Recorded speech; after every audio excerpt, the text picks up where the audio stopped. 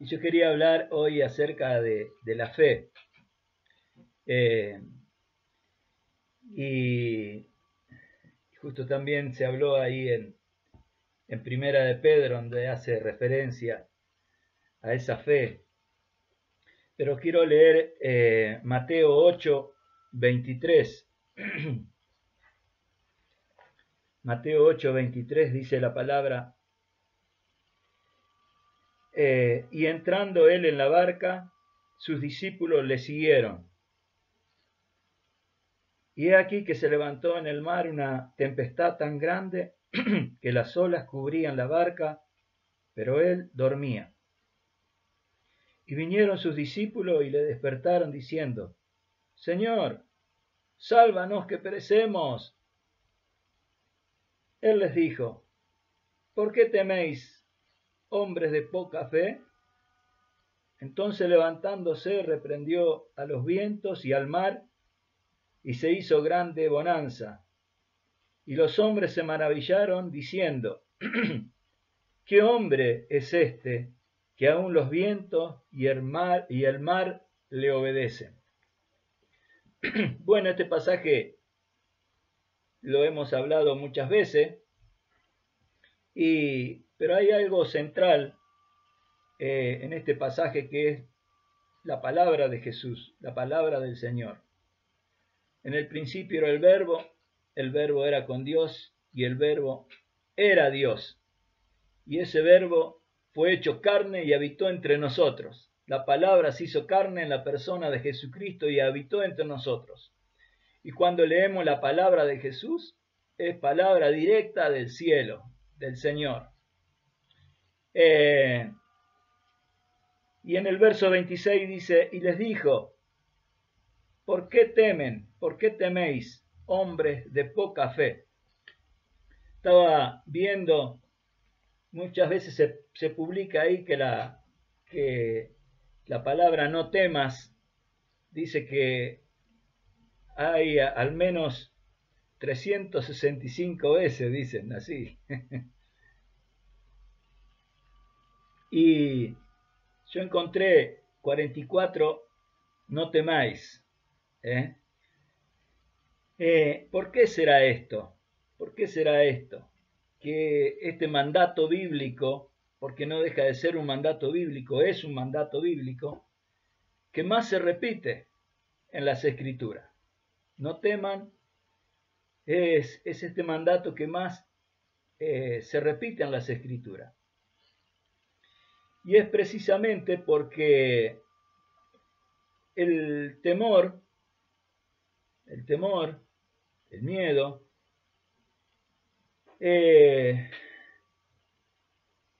ataca directamente a la base de nuestra relación con Dios. El temor no es algo que quiere empañar algo nada más, el temor es algo que va directamente a la base de nuestra relación con Dios, de tu relación con Dios, de mi relación con Dios. ¿Y cuál es la base de mi relación con Dios? ¿Cuál es la base? ¿Dónde se sostiene nuestra relación con Dios, con nuestro Señor?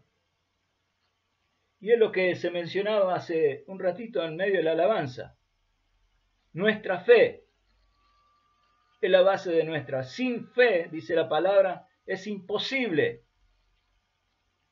agradar a Dios. Y el que se acerca debe creer en el Señor. Cree en el Señor Jesucristo. Apela a nuestra fe. Y cuando nosotros somos revestidos o empapados o impregnados de ese temor, se empieza a carcomer precisamente nuestra relación con Dios. Dice, es pues la fe la certeza de lo que se espera y la convicción de lo que no se ve. La certeza de lo que espero y convencido de lo que no veo. Eso es la fe. No hay lugar para el temor. Y Jesús acá en ese pasaje dice, ¿por qué teméis? ¿Me escuchan?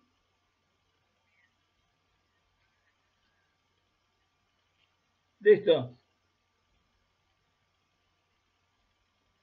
Entonces dice, ¿por qué teméis?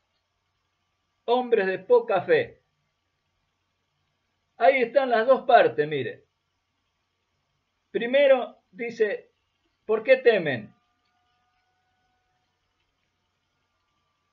¿Por qué temen? Y como contrapartida, dice ahí,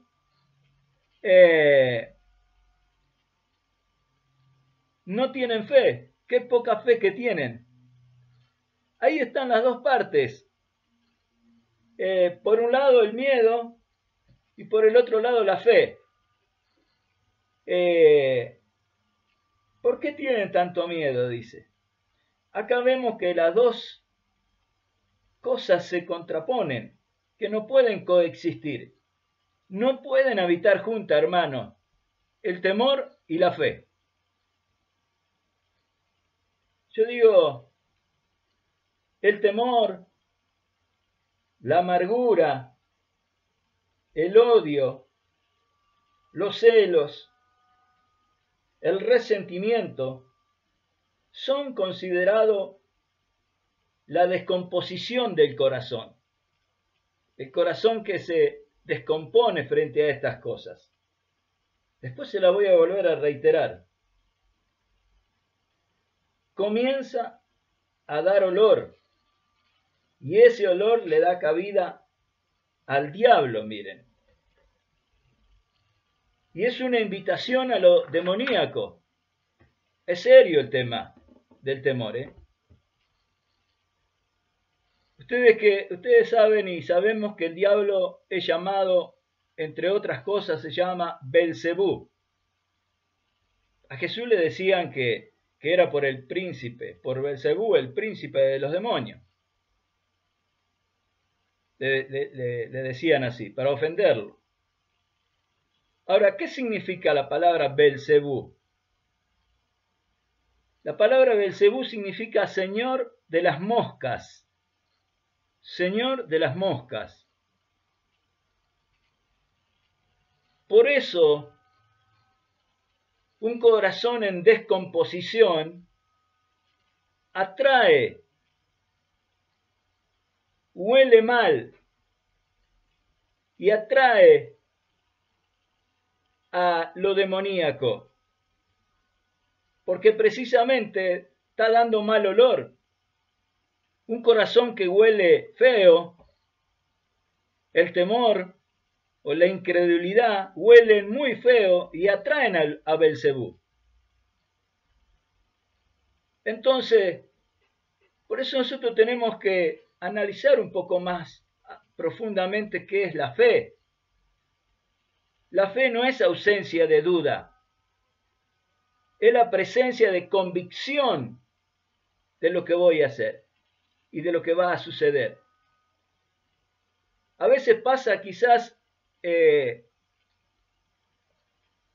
yo muchas veces no siento que tengo gran fe, pero puedo obedecer a Dios y orar por un enfermo. Y el enfermo se va a sanar. No hace mucho había una chica internada en el hospital que tenía un tumor en el cerebro y estaba desahuciada ya, desahuciada. Y justo me visitaba un pastor que lo conocía de muchos años. Entonces le digo, mira, ¿me acompañás? Vamos hasta el hospital, tengo que ir a orar por una chica. Bueno, una jovencita, y ahí estaba, totalmente desahuciada, estaba mal. Entonces yo fui con la idea, bueno, le voy a presentar al Señor y voy a orar para que esté en paz con Dios, como preparándola para que pueda partir, diríamos. Entonces, cuando estábamos ahí, yo le presenté al Señor, bueno, hice lo que yo iba a hacer. Y el otro pastor que estaba ahí conmigo, oró también. Y oró por sanidad. Y oraba, y yo lo miraba, digo, ¿qué fe que tiene? Digo yo. Y de pronto, bueno, terminamos ahí, nos fuimos. Yo me fui pensando, digo, mirá vos. Pasaron unos días, nos avisaron que le habían dado de alta a la chica, se había vuelto al norte, y después de un tiempo nos mandaron a avisar que estaba bien, se había sanado. Y yo estaba haciendo la oración para que partiera con el Señor. Ahora, nos damos cuenta realmente de lo que es Dios. A veces no es que tengamos que tener gran fe, pero sí tenemos que poner en obediencia lo que la palabra de Dios dice. Siempre puedo repetir una palabra de Dios y esa palabra de Dios despertará una fe dormida. ¿Se dan cuenta? La palabra de Dios despierta una fe dormida. En otras palabras, la palabra de Dios despierta la fe en cada uno de nosotros. La fe es el espejo del corazón, que refleja las realidades de un mundo invisible, la sustancia del reino de Dios, el componente principal del reino de Dios es la fe. Creer. Sin fe, como decíamos, es imposible agradar a Dios. Por medio de la oración de fe, podemos traer esa realidad de el reino de Dios y la podemos traer a nuestro ambiente acá en la tierra y creer. Dios está queriendo, hermanos, entre estos tiempos y entre nosotros, que necesariamente tenemos que desarrollar y tener una relación correcta con Dios. Dios está queriendo que nuestra relación sea una relación correcta con Él. ¿Y a dónde voy? ¿A dónde está apuntando Miguel con lo que está queriendo decir? Estoy queriendo decir que nuestra relación correcta tiene que ser sin temor, sin amarguras, sin odios, sin resentimientos, sin celos, sin abatimiento. O sea, Dios está queriendo ver nuestro corazón. Decíamos que la descomposición del corazón eran todas estas cosas, hermano. El temor, miedo, cobardía, pánico, fobia. ¿Hay algo de esto en nuestro corazón? Cuando decimos amargura, decimos pena, aflicción, desconsuelo, martirio, dolor. ¿Hay algo de esto en nuestro corazón, hermanos? Cuando decimos el odio, decimos antipatía, repulsión, aborrecer, rencor, enemistad. Cuando decimos celos, decimos envidia. Cuando hablamos de resentimiento, hablamos de queja, de disgusto, de enfado. Hermanos, son tiempos muy preciosos, donde Dios está queriendo tratar primeramente con nuestro corazón. Hace un rato Norma me pasa una frase que había leído que me conmovió. Digo, esto es lo que yo estoy queriendo hablar. Y dice, la fe no es para sacarte de un lugar difícil, sino para cambiar tu corazón en el lugar difícil. Dios no quiere solamente que salgamos de esa situación. Dios quiere que sanemos nuestro corazón aún en las circunstancias difíciles que nos tocan pasar. Aún en medio de eso, Dios quiere que sanemos nuestro corazón. No puede ser que en medio de estos tiempos tan difíciles sigamos con resentimientos, con encontronazos entre hermanos, con celos, con envidias, con quejas, con desconsuelos, con amarguras. Ay, por lo que a mí me pasó, porque a ustedes no les pasó, a todos nos pasan cosas. El problema está en el corazón, en lo que hay en nuestro corazón. Jesús le dice a los discípulos, no teman, hombres de poca fe. Ellos estaban parados, en su corazón estaban en otra cosa, no en la fe. Y Jesús se hizo hombre y decidió vivir con las mismas limitaciones que nosotros debemos enfrentar a diario. Jesús vivió con las mismas limitaciones que nosotros. Jesús hizo milagros, prodigios y señales como un hombre que estaba en una relación correcta con Dios. Escuchen esta palabra, relación correcta con Dios. ¿Estás en relación correcta con Dios? ¿Tenés tus cuentas arregladas? Porque nunca hemos estado tan al borde de tener que partir como ahora. Y sin embargo todavía hay hermanos que tienen situaciones pendientes, que no arreglan, enemistades, celos, pleitos. ¡Oh, qué horrible, hermano! Dios está queriendo que tú tengas una relación correcta con Dios. Lo hizo como hombre, no como Dios. Y nosotros tenemos la responsabilidad de imitar la vida de Jesucristo. Bueno, Él no tenía pecado que lo separaba del Padre. Es verdad. Pero nosotros somos pecadores, pero limpiados por la sangre de Jesús. Él dependía completamente del Espíritu Santo. Pero a nosotros nos dejó el Espíritu Santo para que nos dejemos guiar por el Espíritu Santo. Y la palabra de Dios dice, no contristéis, no lo entristezcan al Espíritu Santo. ¿Con qué lo entristecemos?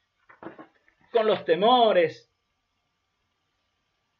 con el miedo, con la cobardía, con el pánico, con la fobia,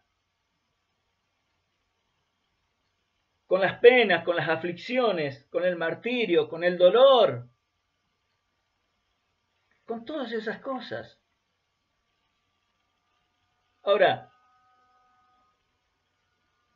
quiero compartir otro versículo que Dios me habló mucho en estos últimos, diríamos este último mes o mes y algo. En 2 de Corintios capítulo 2, en 2 de Corintios capítulo 1, dice la palabra, verso 3 en adelante. Mire, bendito sea el Dios y Padre de nuestro Señor Jesucristo, Padre de misericordias y Dios de toda consolación, el cual nos consuela en todas nuestras tribulaciones, para que podamos también nosotros consolar a los que están en cualquier tribulación, por medio de la consolación con que nosotros somos consolados por Dios. Porque de la manera que abundan en nosotros las aflicciones de Cristo, así abundan también por el mismo Cristo nuestra consolación. A mí me impactaba esta palabra, la primera en el verso 3. Bendito sea el Dios y Padre de nuestro Señor Jesucristo, Padre de misericordias y Dios de toda consolación.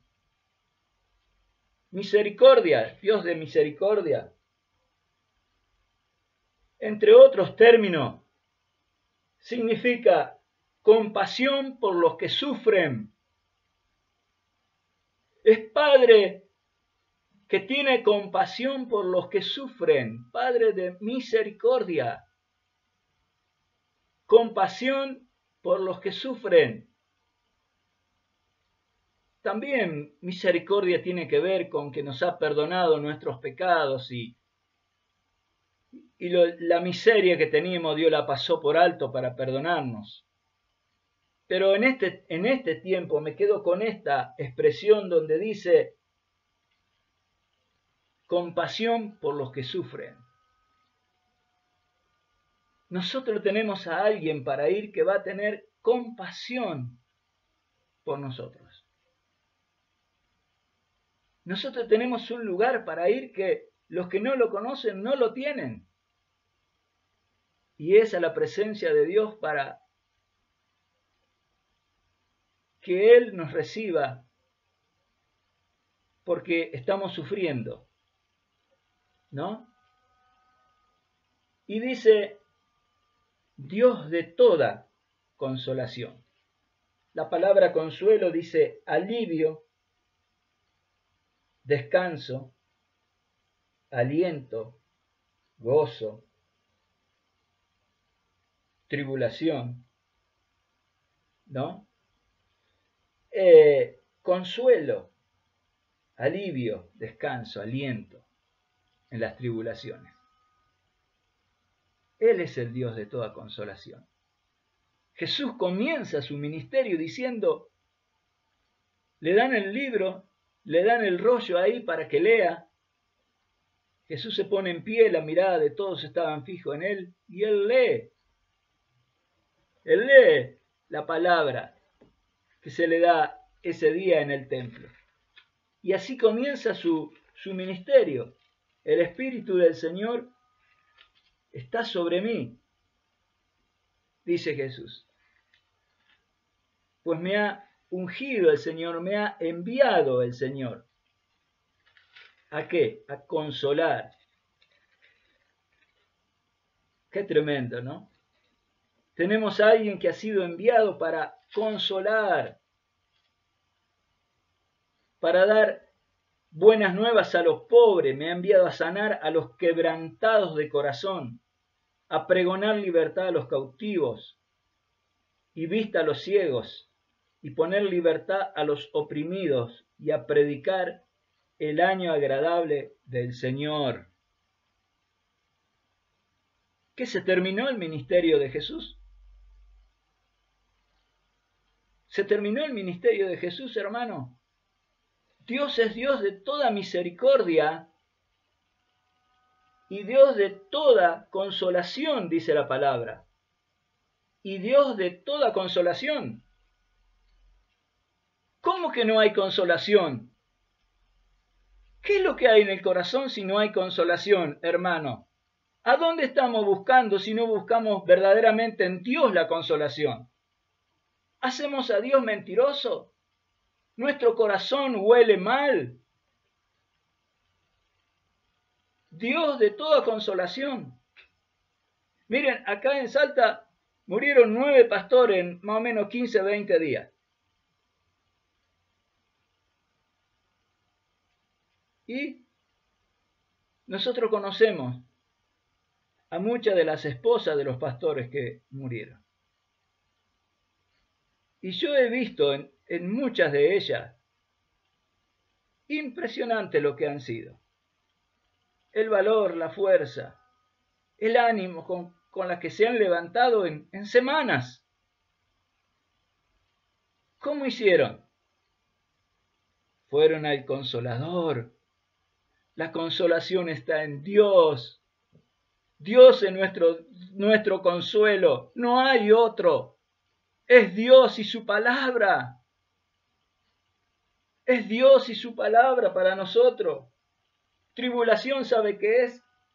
Tribulación es adversidad, desgracia, pena, tormento, aflicción, dolor, congoja, ansiedad, situaciones adversas y cuántas más se pueden agregar. Eso es tribulación. Para todas esas cosas, Jesús nos basta y nos sobra. Pero Dios quiere ver tu fe no para sacarte de un lugar difícil donde estás, sino para que cambies tu corazón en medio del momento difícil en el que estás. Dios quiere cambiar nuestro corazón, hermanos. Dios quiere cambiar nuestro corazón, hermanos. Tu corazón quiere cambiar, mi corazón quiere cambiar. Por eso estamos viviendo tiempos donde, sobre todas las cosas, Dios que mira lo externo, no, Dios mira el corazón. Dios mira lo que hay. Nuestra fe está siendo probada. Nuestra fe en su palabra, en creer en la salvación eterna de Dios, en creer en lo que Él prometió. Qué tremendo, hermanos. Y dice ahí la palabra, somos consolados para nosotros mismos nada más. Eso sería egoísmo. Somos consolados para que así también podamos consolar a otros. Para poder consolar también a otros. No nos da lugar al egoísmo. Ay, yo me tengo que consolar porque yo no puedo vivir. No, tenés que consolarte en Dios, porque hay otros que están también esperando esa consolación de Dios. Así que he querido compactar esto que tenía para decírselo a ustedes y poder decirle, hermanos, una palabrita más que me venía hace un tiempo también, la recibimos acá en el grupo, donde Jesús le dice, no teman, manada pequeña, a mi Padre les ha placido daros el reino. ¡Ja! ¡Qué maravilloso! Manada pequeña, no teman, a mi Padre le ha placido daros el reino. Crean. Esto es lo que Dios nos está diciendo en estos tiempos, mis queridos hermanos. Esto es de lo que Dios nos está hablando en estos tiempos.